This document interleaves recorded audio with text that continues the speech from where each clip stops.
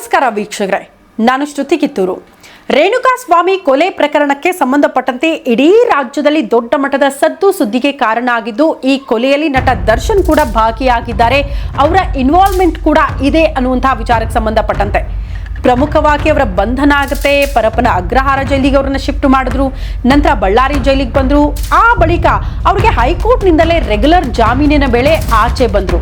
ಹಾಗಾಗಿ ಬಹುತೇಕರು ಅಂದುಕೊಂಡ್ರು ಕೊಲೆ ಪ್ರಕರಣದಿಂದ ದರ್ಶನ್ ಆಚೆ ಬಂದ್ರಪ್ಪ, ಆರಾಮಾಗಿದ್ದಾರೆ, ಇನ್ನೂ ಅವರು ಪೀಕಿಗೆ ಹೋಗಬಹುದು, ಇನ್ನೂ ಉನ್ನತ ಸ್ಥಾನಕ್ಕೆ ಹೋಗಬಹುದು, ಒಳ್ಳೊಳ್ಳೆ ಸಿನಿಮಾಗಳು ಬರಬಹುದು ಅಂತ ಅವರ ಖ್ಯಾತ ಅಭಿಮಾನಿಗಳು ಪಾಪ ಆಸೆಗನಗಳಿಂದ ಎದುರು ನೋಡ್ತಾ ಇದ್ರು. ಬಟ್ ಆ ಆಸೆಯೆಲ್ಲ ನಿರಾಸೆಯಾಗಿದ್ದು, ಅತಿ ದೊಡ್ಡ ಆಘಾತ ಎದುರಾಗಿದ್ದು ಸುಪ್ರೀಂ ಕೋರ್ಟ್ನಿಂದ ಬಂದಂತಹ ಮಹತ್ವದ ಆದೇಶ ರೆಗ್ಯುಲರ್ ಜಾಮೀನನ್ನ ರದ್ದು ಮಾಡಿ ಮತ್ತೊಂದು ಸಾರಿ ಅವ್ರನ್ನ ಜೈಲಿಗೆ ಕಳಿಸುವಲ್ಲಿ ಮಹತ್ವದ ಆದೇಶವನ್ನ ಸುಪ್ರೀಂ ಕೋರ್ಟ್ ಕೊಡ್ತು. ಈಗ ದರ್ಶನ್ ಅವರ ವಿಚಾರಕ್ಕೆ ಸಂಬಂಧಪಟ್ಟಂತೆ ಹಲವಾರು ವಿಚಾರಗಳು ಚರ್ಚೆಗೆ ಬರ್ತಾ ಇದೆ. ದರ್ಶನ್ ಅವರ ಕಥೆನೇ ಮುಗಿದು ಹೋಯ್ತಾ, ಅವರ ಭವಿಷ್ಯನೇ ಮುಗಿದು ಹೋಯ್ತಾ, ಮತ್ತೆ ಇನ್ಯಾವತ್ತೂ ಕೂಡ ಅವರು ಅದರಿಂದ ಆಚೆ ಬರೋದಕ್ಕೆ ಸಾಧ್ಯನೇ ಇಲ್ವಾ?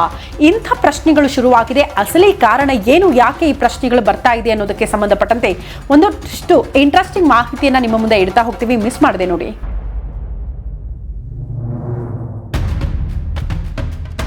ಪ್ರಮುಖವಾಗಿ ನಿಮಗೆಲ್ಲ ಗೊತ್ತು, ರೇಣುಕಾಸ್ವಾಮಿ ಕೊಲೆ ಪ್ರಕರಣ ನಡೆದಾಗ ನಟ ದರ್ಶನ್ ಕೂಡ ಅದರಲ್ಲಿ ಭಾಗಿಯಾಗಿದ್ರು. ಪವಿತ್ರ ಗೌಡ ಅವರಿಗೆ ಅಶ್ಲೀಲ ಮೆಸೇಜ್ಗಳನ್ನ ಕಳಿಸಿದ್ರು ಅನ್ನೋ ಕಾರಣಕ್ಕೆ ಹೀಗೆಲ್ಲ ಹೊಡೆದ್ರ, ಹೀಗೆಲ್ಲ ಕ್ರೂರವಾಗಿ ಅವ್ರನ್ನ ಕೊಂದು ಬಿಟ್ರ, ಒಂದು ಮನೆಯ ದೀಪವನ್ನ ಆರಿಸುವಲ್ಲಿ ನಟ ದರ್ಶನ್ ಅವರು ವಿಲ್ಲನ್ ಆಗ್ಬಿಟ್ರ, ಇಂಥ ಚರ್ಚೆಗಳು ಸಾರ್ವಜನಿಕ ವಲಯದಲ್ಲೂ ಕೂಡ ನೋಡೋದಕ್ಕೆ ಸಿಕ್ತು.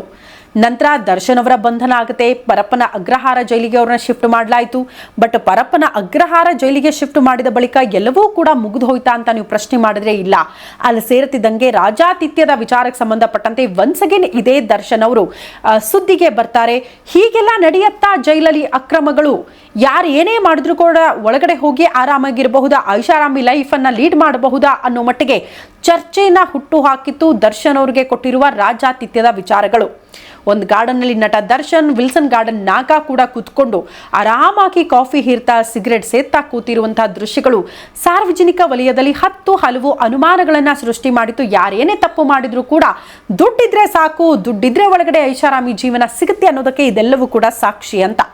ಯಾವಾಗ ಇಷ್ಟೆಲ್ಲ ಸುದ್ದಿ ಆಯ್ತೋ ತತ್ಕ್ಷಣಕ್ಕೆ ಅವ್ರನ್ನ ಬಳ್ಳಾರಿ ಜೈಲಿಗೆ ಶಿಫ್ಟ್ ಮಾಡಿದ್ರು. ನಂತರ ಅನಾರೋಗ್ಯದ ಸಮಸ್ಯೆ ಹೇಳ್ಕೊಂಡು ಅವರು ಮಧ್ಯಂತರದ ಜಾಮೀನು ಮೇಲೆ ಆಚೆ ಬರ್ತಾರೆ. ನಂತರ ರೆಗ್ಯುಲರ್ ಜಾಮೀನು ಸಿಕ್ಕು ಆರಾಮಾಗಿ ಶೂಟಿಂಗು, ವಿದೇಶ ದೇಶ ಅಂತೆಲ್ಲ ಸುತ್ತಾಡ್ಕೊಂಡು ಮೋಜು ಮಸ್ತಿಯಲ್ಲೂ ಕೂಡ ಭಾಗ್ಯ ಹಾಕೊಂಡು ಒಳ್ಳೊಳ್ಳೆ ಸಿನಿಮಾಗಳು ಬರಬಹುದು. ನಟ ದರ್ಶನ್ ಅವ್ರಿಗೆ ಯಾವುದೇ ಸಮಸ್ಯೆ ಇಲ್ಲ, ಇನ್ನು ಉನ್ನತ ಸ್ಥಾನದಲ್ಲೇ ಅವರು ನೋಡೋದಕ್ಕೆ ಸಿಗ್ತಾರೆ ನಮಗೆಲ್ಲ ಅಂತ ಅವರ ಫ್ಯಾನ್ಸ್ ಬಹಳ ಕಾತ್ರದಿಂದ ನೋಡ್ತಾ ಇದ್ರು. ಅದೇ ರೀತಿ ಲೆಕ್ಕಾಚಾರದಲ್ಲೂ ಕೂಡ ಇದ್ರು.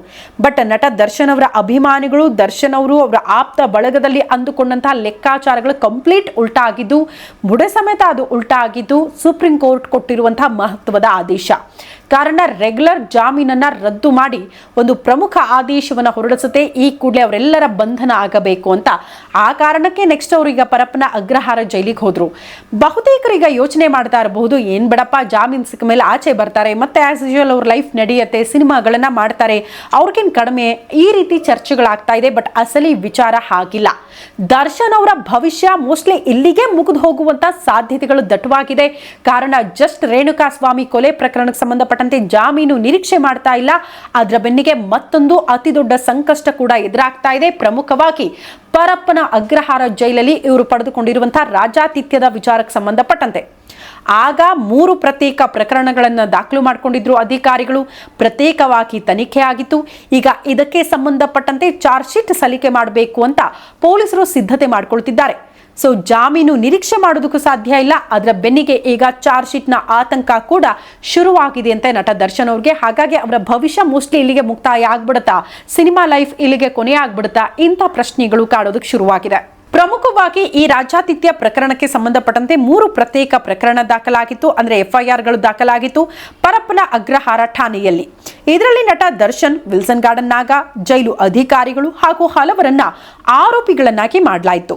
ಆದ್ರೆ ಅದಕ್ಕೆ ಸಂಬಂಧಪಟ್ಟಂತೆ ಚಾರ್ಜ್ ಶೀಟ್ ಸಲ್ಲಿಕೆ ಮಾಡೋದಕ್ಕೆ ಪೊಲೀಸರಿಗೆ ಸಕ್ಷಮ ಪ್ರಾಧಿಕಾರದ ಅನುಮತಿ ಮಾತ್ರ ಸಿಕ್ಕಿರಲಿಲ್ಲ. ಹೀಗಾಗಿ ಇದರ ಚಾರ್ಜ್ ಶೀಟ್ ಸಲ್ಲಿಕೆ ಕೂಡ ಆಗಿರಲಿಲ್ಲ. ಈಗ ಸಕ್ಷಮ ಪ್ರಾಧಿಕಾರ ಅನುಮತಿ ಕೊಟ್ಟಿದೆ ಅಂತೆ. ಹಾಗಾಗಿ ಪೊಲೀಸರು ಈಗ ಚಾರ್ಜ್ ಶೀಟ್ ಅನ್ನ ಸಲ್ಲಿಕೆ ಮಾಡೋದಕ್ಕೆ ರಾಜ್ಯಾತಿಥ್ಯದ ವಿಚಾರಕ್ಕೆ ಸಂಬಂಧಪಟ್ಟಂತೆ ಸಿದ್ಧತೆಗಳನ್ನ ಮಾಡಿಕೊಳ್ತಿದ್ದಾರೆ. ಹಾಗಾಗಿ ಅಂತಿಮವಾಗಿ ಚಾರ್ಜ್ ಶೀಟ್ ಸಲ್ಲಿಕೆ ಮಾಡುವಂತಹ ತಯಾರಿಯಲ್ಲಿ ಪೊಲೀಸರಿದ್ದು, ಇದರ ಭಾಗವಾಗಿ ಈಗಾಗಲೇ 3 ಚಾರ್ಜ್ ಶೀಟ್ ಅನ್ನ ಎಸ್ಪಿಬಿ ಬಳಿಗೆ ಸ್ಕೂಟ್ನಿಗೆ ಕಳಿಸಿಕೊಡಲಾಗಿದೆ. ಇದೆಲ್ಲ ಮುಗಿದ ಬಳಿಕ ಪೊಲೀಸರು ಚಾರ್ಜ್ ಶೀಟ್ ಅನ್ನ ಸಲ್ಲಿಕೆ ಮಾಡೋದಕ್ಕೆ ತಯಾರಿ ಮಾಡಿಕೊಂಡಿದ್ದಾರೆ ಅನ್ನೋದು ಸದ್ಯ ಇರುವಂತಹ ಮಾಹಿತಿ.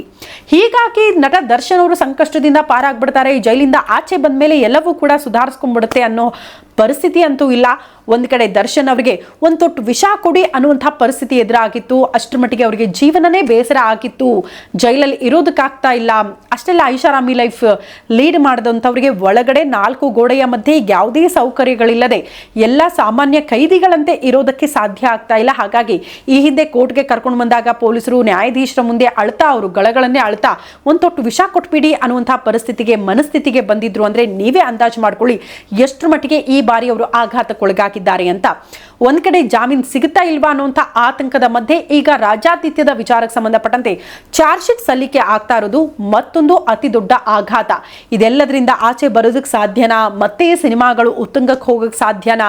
ಇದೆಲ್ಲ ಆಗಬೇಕು ಅಂದ್ರೂ ಕೂಡ ಮೋಸ್ಟ್ಲಿ ಸಖತ್ತು ವರ್ಷಗಳೇ ಕಾಯಬೇಕು ಅಂತ ಅನ್ಸುತ್ತೆ ಅವರು, ಅವರ ಅಭಿಮಾನಿಗಳು. ಸೊ ಈ ಮಾಹಿತಿ ಇಷ್ಟವಾಗಿದ್ರೆ ನ್ಯೂಸ್ ಬಿಟ್ ಲೈವ್ಗೆ ಸಬ್ಸ್ಕ್ರೈಬ್ ಆಗಿ ಸಪೋರ್ಟ್ ಮಾಡಿ. ಮುಂದಿನ ಸಂಚಿಕೆಯಲ್ಲಿ ಮತ್ತೊಂದು ಮಾಹಿತಿ ಹೊತ್ತು ನಿಮ್ಮ ಮುಂದೆ ಬರ್ತೀವಿ. ಅಲ್ಲಿ ತನಕ ನಮಸ್ಕಾರ.